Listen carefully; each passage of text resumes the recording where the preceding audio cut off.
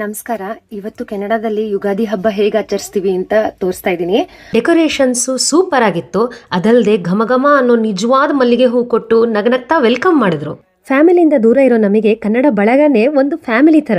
ಮುದ್ದು ಮುದ್ದು ಮಕ್ಕಳೆಲ್ಲ ತುಂಬಾ ಚೆನ್ನಾಗಿ ಡ್ರೆಸ್ ಮಾಡಿಕೊಂಡು ಒಳ್ಳೆ ಕಲ್ಚರಲ್ ಪ್ರೆಸೆಂಟೇಷನ್ ಕೊಟ್ರು. ಸ್ಟೇಜ್ ಮೇಲೆ ಒಂದು ದೊಡ್ಡ ಆನೆನೆ ಬಂದಿತ್ತು ನೋಡಿ. ಮೈಸೂರು ದಸರಾ, ಮಹಿಷಾಸುರ ಮರ್ದಿನಿ, ಶಿವರಾತ್ರಿ ಹೀಗೆ ಬಹಳ ಚೆನ್ನಾಗಿರೋ ಪರ್ಫಾರ್ಮೆನ್ಸಸ್ ಇತ್ತು.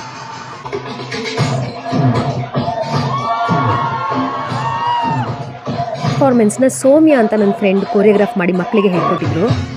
ಹಾಗೆ ವಿಜಯ ಅನ್ನೋರು ಈ ಸುಂದರ ಆನೆ ಪ್ರಾಪ್ ಮಾಡಿದ್ರು. ಮಕ್ಕಳೆಲ್ಲ ಕನ್ನಡ ಮಾತಾಡ್ಕೊಂಡು ನಮ್ಮ ಕಲ್ಚರ್ನ ಅರ್ಥ ಮಾಡ್ಕೊಳ್ತಾ ಇದ್ದಾರೆ. ನನಗೆ ತುಂಬ ಖುಷಿ ಆಗುತ್ತೆ. ಊಟ ಅಂತೂ ಸೂಪರ್ ಆಗಿತ್ತು. ಒಂದಷ್ಟು ಜನ ಗಂಡಸರು ಅಡುಗೆ ಮಾಡಲಿಕ್ಕೆ ವಾಲಂಟಿಯರ್ ಮಾಡಿದ್ರು, ತುಂಬ ಚೆನ್ನಾಗಿ ಮಾಡಿದ್ರು.